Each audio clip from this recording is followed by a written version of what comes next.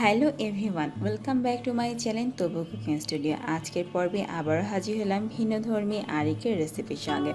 আমার আজকের রেসিপিসের নাম হচ্ছে চিকেন কষা। কিভাবে চিকেন কষা তৈরি করতে হয় তা আপনাদের সঙ্গে শেয়ার করব। আর আমি আজকে এতটা সহজভাবে আপনাদেরকে চিকেন কষা তৈরি করে দেখাবো যে আপনারা সত্যি বলবেন যে এটা খুব সহজে আমি তৈরি করতে পারবো। চলুন তাহলে দেখে নেওয়া যাক আমার আজকের রেসিপির পুরো প্রসেসটা। আমার আজকের রেসিপির জন্য অলরেডি চুলায় একটা প্যান দিয়ে দিয়েছি আর দিয়ে দিচ্ছি সয়াবিন তেল। আমি এখানে একটু বেশি করে সয়াবিন তেল ইউজ করছি। এখানে আমি 1 কাপের মতো সয়াবিন তেল দিয়ে দিচ্ছি, কারণ আমি এখানে প্রথমে পেঁয়াজটাকে বেরেস্তা করে নিচ্ছি। দেখুন আমি অলরেডি কিন্তু তেলটা দিয়ে দিয়েছি। এখন আমি এর মধ্যে দিয়ে দিচ্ছি কুচি করে রাখা পেঁয়াজ কুচি।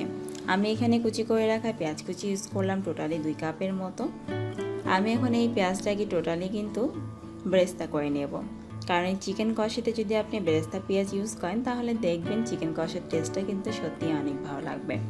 এই জন্য ধীরে ধীরে আমি পেঁয়াজটাকে ভালো মতো বেরেস্তা করে ভেজে নিচ্ছি। এভাবে একটু টাইম লাগবে বেরেস্তা করতে, তাই একটু টাইম নিয়ে এভাবে ভাজতে থাকতে হবে।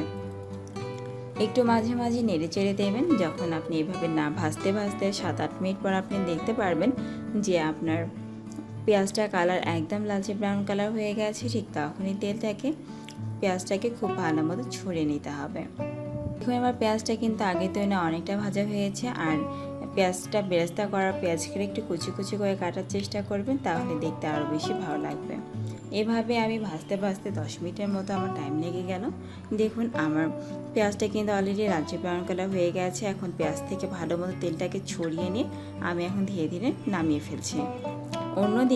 অন্যদিকে আমি আবারও দিয়ে দিচ্ছি চুলায় একটা প্যান। আবার তেলটাকে গরম করে আমি দিয়ে দিচ্ছি আমার কেটে রাখা যে আলুগুলো ছিল সেই আলুগুলোকে। আমি ধীরে ধীরে আলুগুলোকে দিয়ে ভেজে নিচ্ছি। আমি এখানে আলু ইউজ করেছি একটু বড় করে, আপনারা চাইলে ছোটো করে ইউজ করতে পারেন। হালকা করে একটু লবণ এবং হলুদ দিয়ে আলুটাকে লালচে বর্ণে করে ভেজে নিচ্ছি। লালচে বর্ণে করে আলুটা ভেজে নিলে রেসিপিটা খেতে ভালো লাগবে। এভাবে উল্টিয়ে পাল্টিয়ে আমি আলুটাকে ভেজে নিয়েছি। দেখুন আমার আলুটা কিন্তু ভাজা হয়ে গেছে। এখন আমি আলু থেকেও তেলটাকে ভালো মতো ছড়িয়ে নিয়ে ধীরে ধীরে সার্ভিং করে তুলে ফেলছি। আমি অন্যদিকে আমারও একটা প্যান দিয়ে দিয়েছি। এখন আমি দিয়ে দিলাম 1/2 কাপের মতো সয়াবিন তেল। দিয়ে দিয়েছি একটা কালো এলাচ, সাদা এলাচ এবং কয়েক টুকরো দারুচিনি। দিয়ে দিচ্ছি গোটা কয়েকটা রসুন আর দিয়ে দিলাম কুচি করে রাখা পেঁয়াজ কুচি। এখন খুব ভালো মতো পেঁয়াজটাকে কুক করে নিতে হবে। এভাবে যখন পেঁয়াজটাকে কুক করে নেবেন তখন আপনি দেখতে পারবেন আপনার পেঁয়াজটা অনেকটা নরম হয়ে যাবে।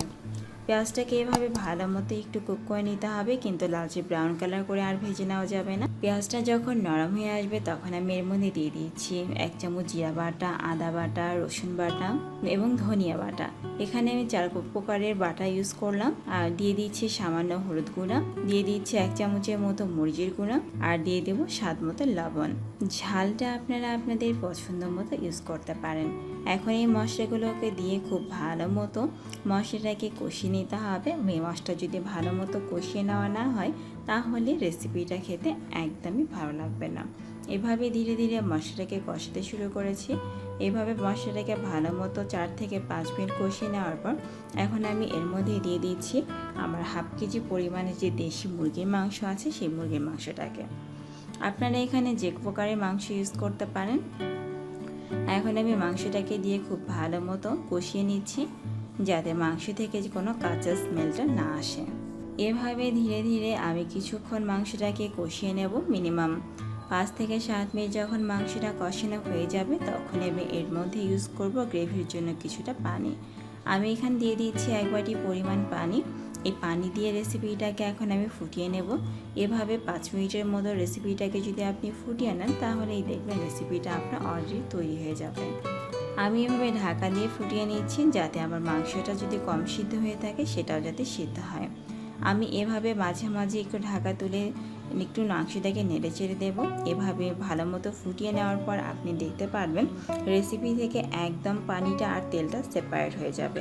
যখন পানি আর তেলটা এমন সেপারেট হয়ে যাবে তখন রেসিপিটাকে সার্ভিং করে তুলে ফেলতে হবে।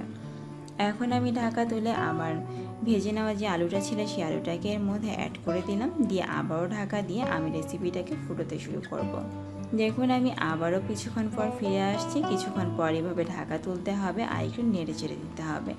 আগের তুলনায় কিন্তু আমার রেসিপি থেকে অনেকটা পানি সেপারেট হয়ে গেছে এবং তেলটা উপরে উঠে এসেছে। এই প্রসেসে আমি রেসিপিটাকে ফুটিয়ে নিচ্ছি। দেখুন আমার মাংসটা এখন একদমই তৈরি হয়ে গেছে। যখন এমনটা পানিটা সেপারেট হয়ে যাবে আর তেলটা উপরে উঠে আসবে, ঠিক তখনই আমি রেসিপিটাকে ধীরে ধীরে সার্ভিং করে তুলে ফেলবো। তৈরি হয়ে গেল আমার এই চিকেন কষার রেসিপিটা। এখন রেসিপিটা নামানোর আগ মুহূর্তে ইউজ করছি আমার ভেজে রাখা যে বেরেস্তাটা ছিল সেই বেরেস্তাটাকে।